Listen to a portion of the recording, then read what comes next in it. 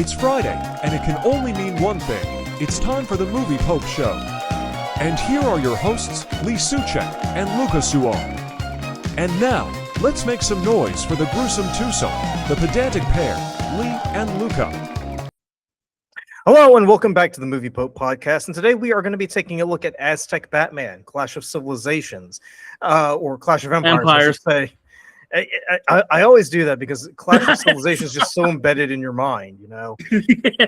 But it's a rather unique take on the whole Batman franchise. It is because as someone who is a fan of the character and been a card carrying member of the Batman army since I was 8 years old, I'd like to boast that I've seen almost every iteration of Batman there is, from from Adam West's portrayal in the 1960s, even the old school ones from World War II, which were done in black and white films, all the way to the I would even say that weird Batman animated series they did on Amazon, where I guess he's got a beard now. I didn't understand that, but in all the iterations of Batman that we've seen on screen, it's always been Bruce Wayne. Whether Batman's been set in the Middle Ages or in the Wild West or in Victorian London, it's always been Bruce Wayne who dons the cape and the cowl to basically go out and take on different iterations of the Rogues Gallery. But this one is kind of unique because this one is set in the Aztec Empire, and it's not really Bruce Wayne. Well, not Bruce Wayne that we would know by name, but it's still a familiar character who kind of has the history and traits and characteristics of Bruce Wayne that drive him to become the Batman, right? Or in this case, an incarnation of the Bat God of the Aztecs. And I really got apocalypto vibes from this. Really, it's apocalypto, but instead of Jaguar, someone decides to dress up as a fucking bat, which isn't too far-fetched because the Aztecs have a proclivity for wearing fanciful costumes, but I'm not happy about it, but I'm not mad about it either. I mean, it's if there's one compliment I can give this movie, it's taking Batman in a whole new direction, right? It's giving some Batman who doesn't necessarily have to be Bruce Wayne. But Lee, what were your thoughts when you watched this movie? Because I watched this movie yesterday to get the feel for it. What was your takeaway as you were watching it? I guess the first go around before you went back to form and watched it the second time around. Yeah, because I tried really hard, right? Because I was just like, you know what? Let me just kind of like fly through this one, right? Because it didn't kind of like register as like, oh, I'm going to be doing it, but I mean, one of the things that both I think is a blessing and a curse for this is you inject this idea of, obviously like the Aztec culture, right? So that kind of like adds an interesting layer into it because, if it does anything, right, it makes you interested, or at least it did for me, into understanding more about the culture, right? Because it was cool to like, see about the different gods and kind of understanding a little bit more about it. So it kind of did something for me for that. And then I felt like I started to get too bogged down with all the names, right? Because you start to hear all these names. It's like, as, a dumb American, right? Like, it's just things that I'm not used to hearing, right? So as we go through this review, right, I'm just going to go ahead and to apologize up front for anything that I butcher as I talk about this. So, well, I mean, well, it's not your fault. You're of Polish ancestry, so I mean, it's not like these things are gonna fly off the tongue. We'll throw the Polak me down for it because we talked about you got like Yohu and you got Yoka and then you got like Yoka's kind of obvious when you think about it. Okay, fine, that was bad, but then like you got like when you're trying to say like the gods, you got like Tenochtitlan. You could just say the Bat God because it's pretty much what he is. Yeah, so then you got King, I don't know, King Montezuma, right? Is that the same thing? So Montezuma, yeah. Well, wait, is that the same guy as, because it was like Moctezuma? Is that the same thing as Montezuma? Are they the same people? I guess they're just trying to. I guess they're taking like historical liberties or something with it. I'm assuming they are going for Oh, it is, but Montezuma. it's Moctezuma the second, often called Montezuma. So yeah, it is the same dude. So Okay. like I said, so perfect example, right? You learn something new, right? Because I knew Montezuma, right? When I heard the name, I'm like, God, that's really, really similar to like at least like a character in history that I'm aware of, or a person in history that I'm aware of. Excuse me, he's not a character. A person in history I'm aware of, but you know, I didn't know. I mean, but if you think about it though, like if we go back to our middle school and high school history lessons, 9 times out of 10, whenever people ask us about the Aztec Empire, we're more likely to say Hernando Cortez than Montezuma, right? Sure. Because that seems to be where the emphasis is. And oddly enough, this is a pretty interesting take on Hernan Cortez as well. Yes, but Lee, why don't you go ahead and take us into Aztec Batman? Yeah, before we get too much into the history of it, because we're not a history movie, channel, so yes. So so the movie opens up, right? We got our future Batman, right? And his name is Yohu, right? Yohu. I almost said Yoo-hoo. Think about no, it's not Yoo-hoo. Yohu. So it's I'm gonna say Yoha. I don't know. It's probably gonna change 1,000 times throughout, right? But I think it's Yohali from the yeah, that's the full name, right? Which I mean, they stopped using it, so that also bothered me. But whatever, right? So. Yeah, just say Yohu, right? So, yeah, Yohu, whatever. Yeah, we're like I said, we're taking liberties with the names because, like I said, not my forte to begin with, and then you throw in the fact that all these names are very, very different for me. It's just gonna happen, right? So, we see that he's praying to this bat god, right? And he's praying to this bat god with his father. So I was like, oh my gosh, Batman's parents, they're alive for a change, right? And then like a little bit like. Within a few sentences, it's like, oh, his mom's dead. But, I was like, you know what? Hey, at least you have your father, right? So that's something he should be happy about because, I don't think anyone can think about Batman without thinking of him as an orphan. So that's at least something to see. And really the movie, it wastes absolutely zero time with getting to what's going to happen with it because we see very quickly after he like steps outside, he starts to see all these ships coming over with all these European looking people on these ships. Now this is where we see right Cortez that you said, and then there's also a guy named Pedro, which I mean didn't look like a Pedro the way I would think of a Pedro, but hey, you know what? That could be a Pedro. So.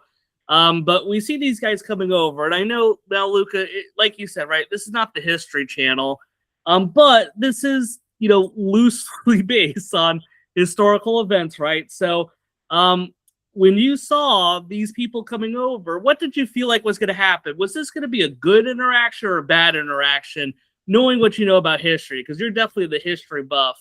Not this kind of history, but I will defer to the movie Apocalypto on this one because yeah, I mean, as it shows up, right? I think we all kind of know, right? If you know anything about kind of history for this area, you know that things are not going to probably go well for this. So, as the conquistadors, right, show up at the village, right, we see, the Yohu's father, who's the king or the village leader, whatever the hell he's called. Brings them in and everything like that. And it doesn't take long for shit to hit the fan, right? And I like how they don't like even try that hard to like make the like first like encounter sensible, right? Because you see like Pedro kind of like takes off his like little hood and like everyone's like, oh, he's got golden hair like the sun. And then they start to like praise him and he just like freaks out that people are near him and just starts shooting. I'm like, holy shit, like, can you, like, maybe try to have, like, a little bit of nuance before he's just there, like, blowing people away for getting too close to him? Like, he had his, like... I mean, I don't understand, like, why he would freak out, because they were giving him, like baskets they were praising him. Yeah, they're, like, praising him and everything. He's like... Unless in Spain, giving someone, like, a basket of vegetables is seen as a threat, I don't quite know why he would pull out his musket and start. That's true, right? I'm not good with history, so that might be the case, right? So that's a great point, Luca. I don't know, that might be frowned upon where they're from. So, but needless to say, there's a whole lot of things happen. Yohu, right, our future Batman father gets killed, right? So perfect example, right? He's now orphaned, right, as the great Batman character has to be, right? So can't have surviving parents. And he manages to flee as the conquistadors are attacking his village. And he's able to flee to safety, even though he gets wounded, right?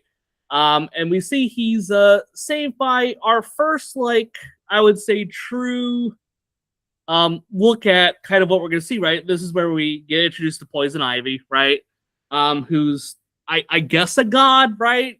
I don't know if they really kind of go into it. Yeah, it was kind of like the way they made it. It kind of made it look like he was hallucinating or something. Which yes. I did not know getting shot by a musket made you hallucinate. But yes. That I mean, it's kind of weird too because it just kind of like winged them, right? Like I'm like, okay, like whatever. But so he possibly sees a god, maybe doesn't, who knows, right? But it's Poison Ivy. Get to see him, and he's able to survive the attack, and eventually he makes it to Noctilin. The Bat God's temple. Just say that. No. Yes, I'm sorry. So so he briefly sees the temple, but he goes to Noctilin, which is the big city. It's like Noctilin. The one that they're this is the one where the conquistadors are trying to get to. Is Noctilin, and he makes it there in front of them. And this is where see that's another Batman trope, besides losing his parents, it's him falling down like a dark hole and running back. Yes. Which we get to see a lot more of later, right? Because it's kind of ends up becoming a pseudo Batcave, but we don't know about that at this stage. So he makes it to Noctilin, right? And he meets up with Alfred.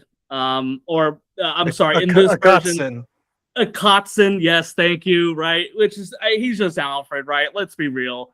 It was about as obvious as an introduction as you get. So. I mean, he's got the mustache and everything, so yeah, exactly, right? Like this is an Alfred. He's a good Alfred. I like him. He's a nice Alfred. So, Yohu decides like, hey. I want to meet, the king, right? Because I need to, warn him about the conquistadors, right? However, as he goes to meet the king, he kind of warns about him. We see that this high priest, right? That's this kind of, I guess a spiritual advisor to the king, right? He seems to have a connection to speaking with the gods. The high priest is, and he views the conquistadors as gods, right? Yeah, but how the hell would he know that? They haven't seen them yet. I know, right? It is kind of weird, right? And we actually see that he does like, and I don't know if this is like a mental illness thing or like he truly was communicating with certain gods. It is kind of interesting how we don't really know, and that kind of makes his character kind of both interesting yet not really story important, which I guess we'll talk about him later. But at entrance, they're sitting there, they're just kind of talking, and they're discussing what they're gonna do when Cortez and the rest of the Spanish come, what they're gonna do with them. So you have Yohu, right, who's saying no, and then you got Yoka that's saying like yes, you should bring them in, they're our gods. So eventually they show up, right, and we see that Cortez, he's been going around and he's been either like making alliances with people or just flat out murdering everybody, right? So there's not really it's kind of 50-50 from what I gather. Yes. So there seems to be like some of that. So eventually Cortez and the group, they make it to the city, and there's kind of this choice that needs to happen, right? So Luca, right? So you're the sun god, right? You're the sun king, or whatever he's referred to, right? So I didn't even bother with this name because there's already way too many goofy names. He's just the sun king. So you have kind of a choice here, right? So you have, some firsthand knowledge of Cortez and his group, right? We know that, he has, murdered this village, right? We know that probably through word of mouth, you find out that, sometimes they have, kind of worked out an agreement with people. Sometimes they just massacre everybody, right? So you have kind of a choice here, right? Are you going to listen to, Yohu that's kind of experienced or, saw or witnessed Cortez and his group? Or you got Wormtongue here that's spouting a whole bunch of bullshit about, their gods and everything like that. Which one of these two characters are you going to listen to, right? Which one, if you're here, Luca, what are you going to go with? I'm basing this all on hearsay, right? Yeah, kind of, right? So you got either like one person that's saying, hey, my tribe was destroyed by these people, and they've attacked others, and then you have you have this guy that's like, yeah, they're gods, trust me, bro. So which of these two choices do you feel like makes the most sense for you? I mean, I guess I would listen to Yohu, just because he's actually been out there. Like, sure, even though he's from the provinces, he's probably like seen more, heard more than Yoka, well, who's just been in the city the entire time. So yeah, how the exactly, fuck would he right? know? Yeah, no, and I will give this at least a little bit of credit, right? That he doesn't just flat out listen to one and not the other, right? And I think this made him very momentarily at least a semi-interesting person as far as leader goes, because he does seem to like take the advice, even though he does decide, unfortunately, that he's gonna allow them into the city. At least it's not something that it's like, hey, no, I'm just gonna listen to this one dude and totally ignore anything else, right? So we'll give him a little bit of credit. He's obviously a guy that is at least not 100% sure if these people are supposed to be gods or not. Right. So, so they let him in. Obviously, Yohu, very unhappy that is the angle that they're going with. So he takes upon himself that, hey, you know what? I'm going to go out there and I'm going to kill Cortez, right? I'm going to kill Cortez for vengeance, right? He killed my dad and my whole village, right? Killed all these people. I'm going to go ahead and do this. So we see he kind of has this, I guess, kind of his first type of foray into being Batman, right? Because he kind of puts on a little bit of a disguise, right? It's more of just like war paint, but it's a little bit of a disguise, right? So we see him gets into this fight with Cortez, Pedro, and unfortunately he's kind of outmatched at this stage. But he ends up getting saved by Catwoman, right? Who is dressed up like a jaguar. By the way, Catwoman, 100% my favorite part of this film, right? I love Catwoman in this. So I wish we got more of a story about her, but it is what it is. But she goes in and she attacks Cortez, and you see like him just like holding half his face. Like, I'm sorry, how deep did she scratch? I know, right? How the hell, she literally ripped off like half his face. I don't know how the hell the guy even survived, right? Like, it is kind of weird, but as soon as I saw it, I'm like, oh, that's Two-Face, right? Like, this is gonna be super obvious. Like, now we're having Two-Face, right? So first we got Batman, we've seen Poison Ivy, now we have Catwoman that shows up on the screen, and then immediately Catwoman helps create Two-Face, right? So Cortez is actually Two-Face in this universe. So, well, to be fair, it'd be pretty weird if someone threw acid in his face, because it's like, well, how did they get acid? Yeah, no, it's Aztec times. They have to take some liberties, absolutely. Yeah, right? yeah. Maybe do something with like fire, right? Like, I think that's what I thought. That's what I thought initially. I thought maybe Yohu would have like pushed him into like a fire or something, and he burns off his face. Yeah, like I thought they would go with a different angle for giving him that, because think back to like the Nolan Batman, right, where he literally has half his face burned. Yeah, so, luckily they do have fire in this point of time. So I was like, you had like a little bit of a different angle other than like Catwoman like cutting off half his face somehow. So, but whatever, it's not there. But so this is where he's able to, with the help of Catwoman, they're able to kind of like flee. But Cortez is injured, becoming Two-Face. So this is where we kind of get like the montage part, right? So I'm not going to really talk a lot about it, but we get a montage where Yohu, gets armor. He becomes Batman. He starts to don some armor and he gets some gadgets and, you know, he becomes, you know, Batman, right? Kind of, I guess, the Batman that we're thinking about. So, well, don't forget, he also has to paint everything black because, you know. Of course, yeah. Well, like I said, you know, bats are normally black, so it makes sense, right? He's gonna be black, right? So it's all about, you know, the god of the night, right? But I was curious. So number one, right? How did you like the suit, right? Because, you know, I think that's something we always think about when we're looking at some of the stuff, right? I think we're always curious to see how the character looks. How did you like the bat suit that was put together for this? I'm kind of curious as to how you go from having Spanish armor turn into that, because the end result looks nothing like what we got. We're going to talk about that in a moment. Don't you worry, Luca. You will have your time to shine with that.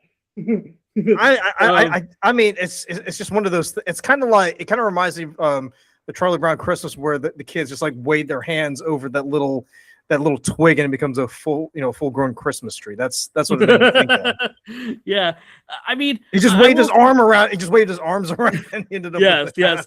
Which, like I said, we'll definitely talk about that, right? Because as far as the suit goes, right, I did like the look of it. Right? I thought it was pretty cool, right? Yeah, that's all right. Yeah, it was a cool design, right? I can appreciate what they're going for with it. Now, my issue is this, right? You know, and I get you kind of have to use armor because, like, you know, they're using like weapons and you have to use something.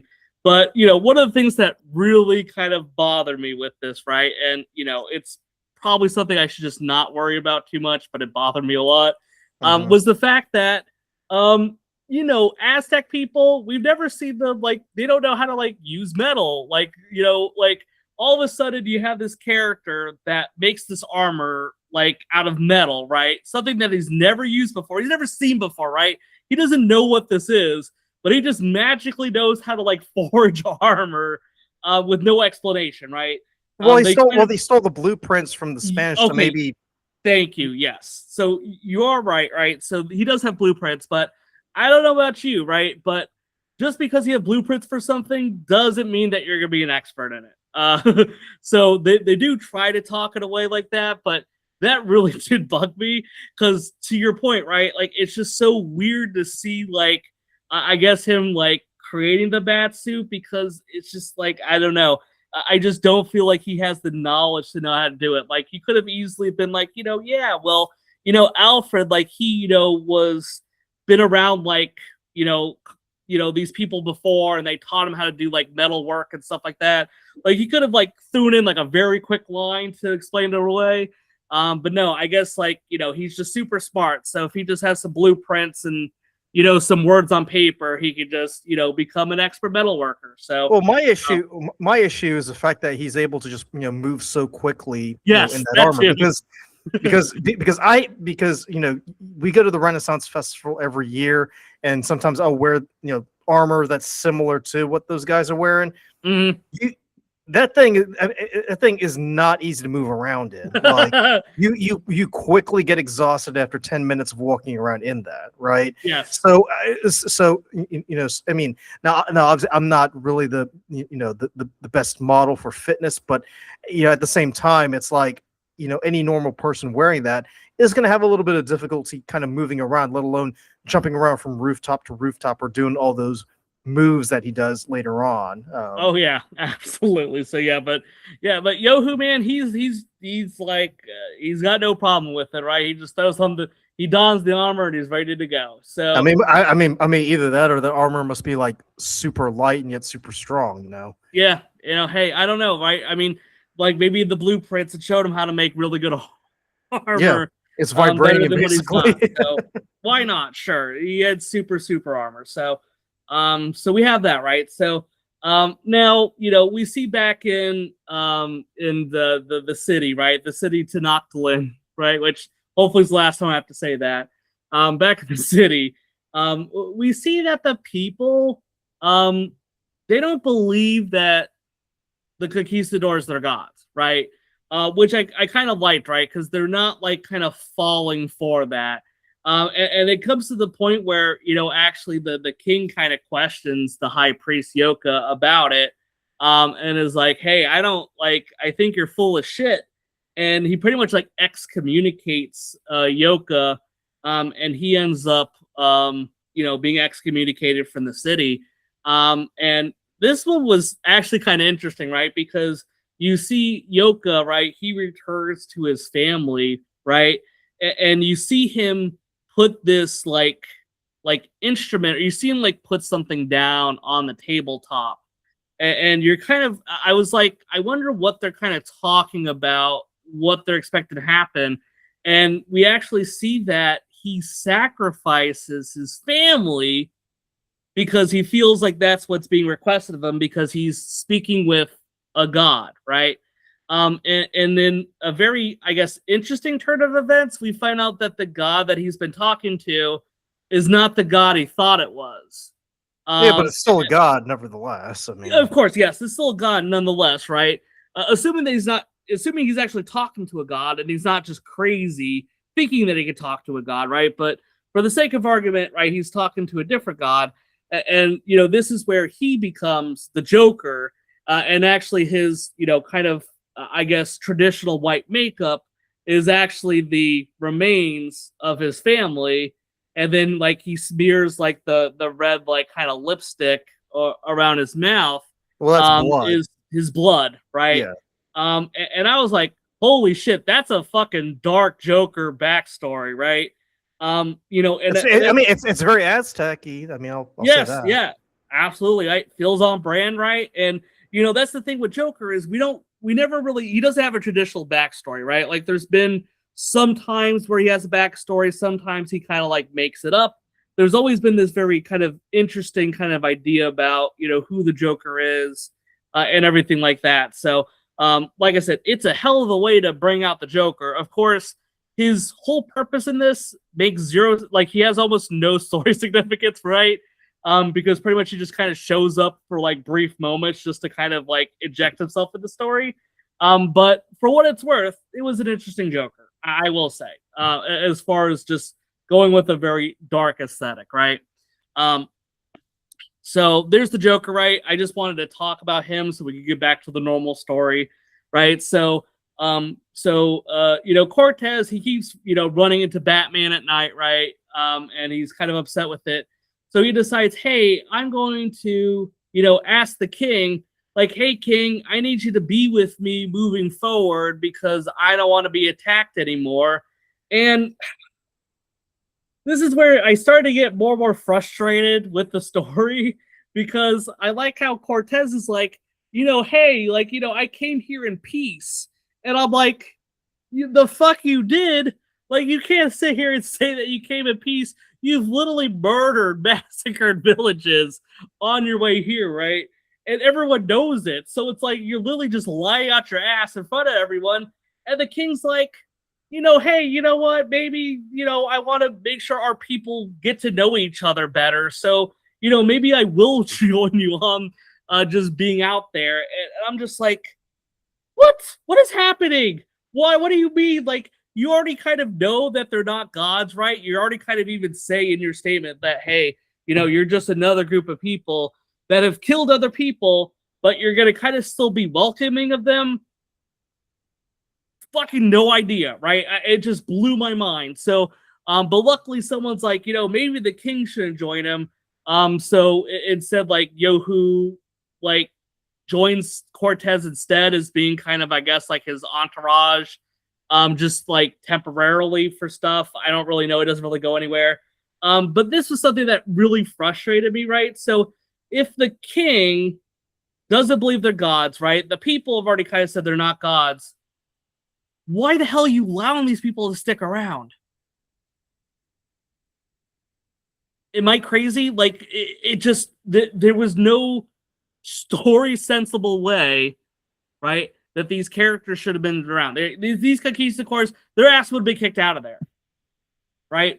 But of course, I would think at that point they've kind of ingratiated themselves into the whole, cosmopolitan society, that people can't really get rid of them, because they're like, oh, if we get rid of them, then they're going to do something to the king or something like that. Like they've kind of like worked their way up to where they've got, because I think historically they kind of they kind of took the king hostage and kind of just said, hey, if you do anything to us, we'll do something to your king, and then that's not going to be good news for anybody. So you might as well just make nice with us and just go along, because bad things can happen. Plus, plus they do have these weapons that can kill on a much larger scale than obsidian clubs and bows and arrows. Correct. Yeah, and that's fair, right? They're obviously outmatched in that means, right? So clearly lacking the technology. And yeah, as clearly, everyone's kind of expecting, right? The conquistadors, they eventually decide to attack the city, right? Which I thought was kind of silly the way that they did it, because like they attack them, like it's all done off screen, right? Like they just kind of like, we never really get a good understanding of how many like actual like soldiers they have, right? It never felt like they had a whole lot of people, but anytime they attacked or did something, they just always had enough people to kill off everybody. I don't really know. It was kind of weird to me that they like kind of destroyed this whole grand city in like a totally off-screen moment, but I guess they wanted to focus on the bigger fights that were to come, right? So now the conquistadors, they capture the king. And then to your point, right? So, they capture the king and he's pretty much hostage. So, Batman decides, well, hey, I need to free the king, right? Because, I want to make sure that if we free the king, the people will like back the king and help rise up against the conquistadors, right? Because I guess they still need the king's guidance on this. And to me, this is the worst part of the film for me, because we're literally at this moment, right? So the king has been kind of freed from his,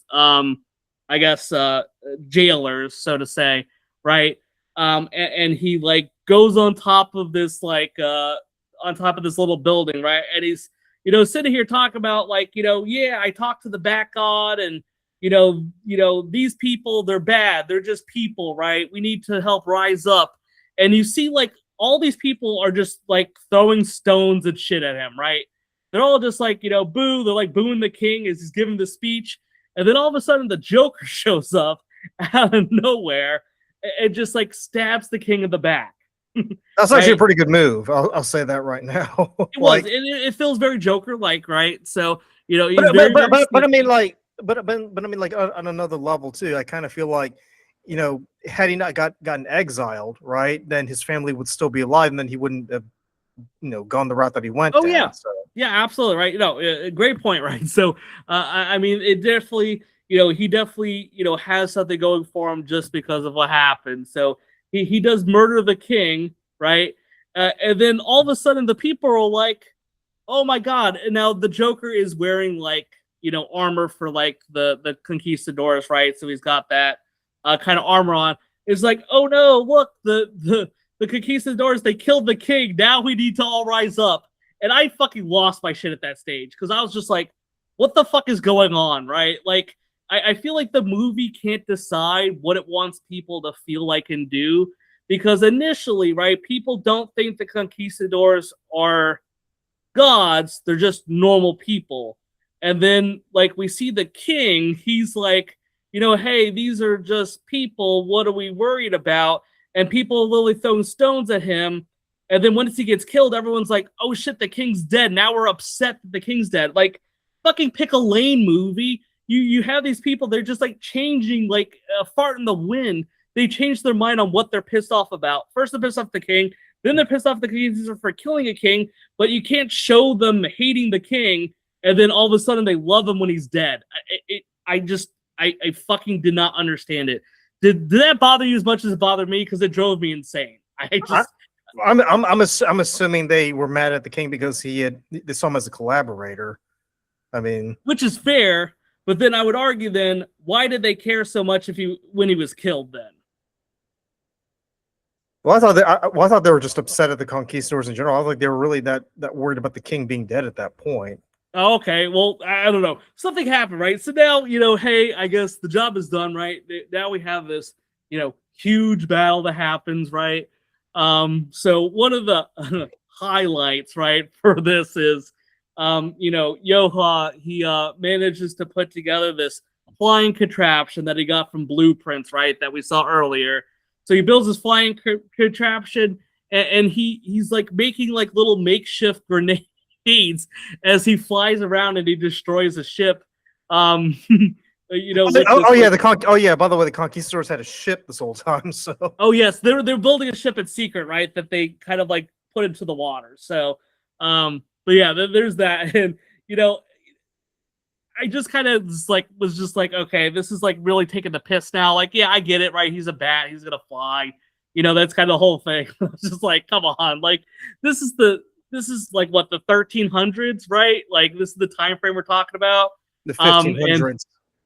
What? I'm sorry. What was that? The 1500s. Oh, 1500s. Okay, I'm sorry. See, that's why you're the history guy, right? So, but yeah, so he ends up, you know, flying around and he, you know, gets shot and everything, and you know, like the tables constantly turn back and forth. Poison Ivy shows up just out of the blue, right? And she's like, okay, well, I guess now, like, I am a god and I'm gonna just be involved now for just like 3 seconds, right? I don't want to be totally involved, but I want to be involved in it enough. And we see her, she like kind of like shows up and like tries, you know, helps out a little bit. And she also kills Pedro, right? The right-hand man of Cortez. He gets sucked into the water and dies, presumably. Did you know who Pedro was supposed to be? From what I read on Wikipedia, he's supposed to be Azrael, who's like this. Yeah, he's supposed to be like this. I guess anti-hero who's obsessed with justice or something. I don't know. Yeah, which I don't know, because I mean, I don't even know where we got this from, because like I had to like look it up, because I was like, you know, hey, there's a lot of, you know, very obvious like variants of characters that we know. And I was like, well, Pedro was like important enough to have like a name and everything. And then I looked it up. I'm like, oh, it's Azrael. And I'm like, do you know that from the comics? Do you have any familiarity with that? Right.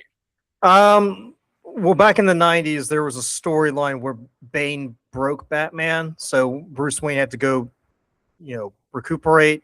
So Azrael for a time, you know, took on the Batman mantle. And then Bruce Wayne ended up coming back and beating the shit out of him because Azrael was actually going around killing people dressed as Batman. Ah, okay, interesting. But I was gonna say it's kind of surprised, because I thought Pedro would have at least been like, you know, been like an enforcer. I was thinking, like, I thought he would at some point turn into Bane or something like that. I didn't think it was going to be Azrael. Kind of weird, right? And I mean, like, you know, because but it fits, because Bane is, you know, from that part of the world in the comics anyway. So yeah, no. So I mean, it was interesting. Like I said, don't know much about him, but hey, he's Azrael, so everyone knows that. So you know, in this final battle, we see Cortez. He manages to escape everything. And I will say this, and I was kind of surprised by this. They do kill off Batman, and I was like, hey, you know what? Take some balls to do that. So, you know, you killed off Batman. You know, that's good on you. But then at the end, right, I guess he's like, I don't know if he's like resurrected by the gods. I don't know if he becomes a god. Like, they obviously leave it on a cliffhanger. That clearly he's not, you know, dead, right? And that's just how it kind of ends, right? So, you know, they you know, kill all the conquistadors, and some of them escape and some of them don't, and you know, everything happens. And now, did you happen to capture the mid-credit scene that happened? No. Interesting. So I didn't capture it the first time either. So I guess, hey, you know, good reason I watched it, because there is a very brief mid-credit scene where you see like this priest that shows up wearing this plague mask that is very much supposed to be Penguin. So they kind of, I guess, hint at a future villain to go there. But yeah, that's it, right? And I know we kind of just like breezed through the last part, but all it was just a giant battle where, you know, they're all fighting, and eventually Batman is killed, but he's able to do his job as the quote-unquote like Bat God, right? And that's the end of it, right? And as I watched it, I guess I'll jump in with my final thoughts, right? So I did think it was cool, right, that we're kind of putting Batman into this other culture, right? I did find it kind of interesting because it allowed us to understand a little bit more about that culture, which I'm always interested in, right? I think it's very cool to kind of be able to learn new things under the guise of, well, you know, something like this, right? Something with like Batman, right? And we get a lot of, you know, obviously a lot of homage, right, to all these other characters that we've seen, right? So we see, you know, Batman, we see Catwoman, we see Alfred, right? We got a Two-Face, we have Azrael, whoever the fuck that person is, right? You had the Joker, right? You had you know, you had the Penguin show up, you have Poison Ivy, so you have all these characters, and it just felt like it got too bogged down in wanting to have too much Batman, right? I felt like, you know, hey, if you're gonna do something like this, like kind of just enjoy being a part of the culture and allow us to understand more of the culture. I felt like maybe you have one too many characters that popped up that kind of like bogged us down a little bit. And because of that, it just kind of fell flat for me, right? Because I felt like if you're trying to do all this, you know, I want to learn more about that Aztec culture. But outside of like some visuals, right, I don't feel like I ever really spent a whole lot of time with them, right? So it just kind of felt like it was all placed in this world, but you never really got into that discussion the way that maybe you wanted it to. So, you know, at the end of the day, I mean, the animation was not anything special. I mean, it's very colorful. I like some of the designs. Like I said, I love Catwoman in this, right? I just something about like, you know, the way she like presented herself, you know, thoroughly enjoyed how it worked. And like I said, I think Joker had a badass, you know, backstory, but was totally unneeded for this plot or anything there. He was just kind of like there. We had to bring him up because he's in the movie, but he had no story significance. It just felt like you're, you know, retelling this time in history, and it just didn't really strike a chord with me. So I think if I was to give this anything, I think I'll give it like a 1.8 out of 5, right? Like it was like, hey, you know, I watched it, but it's not anything I would go back and watch again. I'll probably give it a 1.7 out of 5. We're close. I'll give them props for taking a familiar Batman story and putting it in a different time period and a different culture, like you said. But I don't know. I'm very much a traditionalist. I very much prefer Bruce Wayne as my Batman, and I very much prefer my settings to be in Gotham City. Yes. I don't. I mean, when you put it, it's a great creative exercise to see. Well, how can we take these familiar characters and put them in a different time, in a different culture, in a different geographical setting, right? I'm not going to fault them for that. But at the same time, you can get lost in the weeds because then you're trying to do all these exercises to kind of figure out how do we make Two-Face familiar? How do we make Joker familiar, right? I will say this. I kind of wish if they had done something with the Joker, they kind of would have made him a little bit more different, right? Because to have him like wear the familiar white face paint and the red lips, I think it was just too obvious. I think they could have done something more unique with that. I kind of feel like the Catwoman design was the best take of all because it still fits in with that feline theme, but yes, you know, it's very unique. Whereas whereas with Two-Face and Joker, it's like they just fall in those familiar tropes instead of trying to do something a little bit different, right? Even the Batman armor, costume, I felt was a much better take on the whole classic look than what we've seen, time and time again. But I don't know. It's not, in the grand scheme of things, it's not really adding anything to the story because it's still an origin story, right? It's still the origins of Batman and him kind of getting his feet wet and learning how to be a crime fighter. Another thing too is the passage of time because yes, because when we see Yohu, like I don't know if he's like 8 years old? Because in the comics, he loses his parents at 8 years old. So is he 8 years old, or is he a teenager in here? And then you flash forward, and then I guess he's in his 20s. That part was kind of hard to figure out. Yes.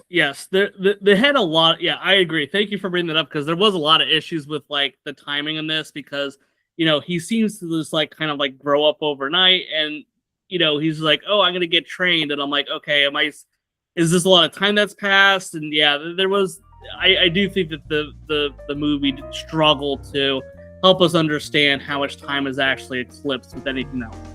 Yeah, and I feel like you could sort of remedy that by just saying 5 years later or something like that. I know, right? Simple thing to do, right? I know it's cliche, but just give us a little bit of something to make it well, clear either that or what you do is you just like frame it like 1496 or something like that to give us like an idea, and then we can sort of figure out, okay, so the Spanish, they arrive roughly around this time, because I kind of get the feeling like we were supposed to just be familiar with it, which I'm guessing if you lived in Latin American country, you kind of know when the Spanish came to that part of the world. But for the rest of us, it's not so much something that we're gonna immediately like grasp or just know right away.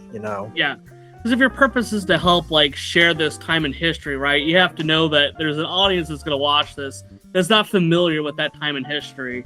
So the best thing you do is help like give a little bit of guidance, so us Americans can help grasp what you're trying to show us. Well, I mean, Americans and Canadians anyway.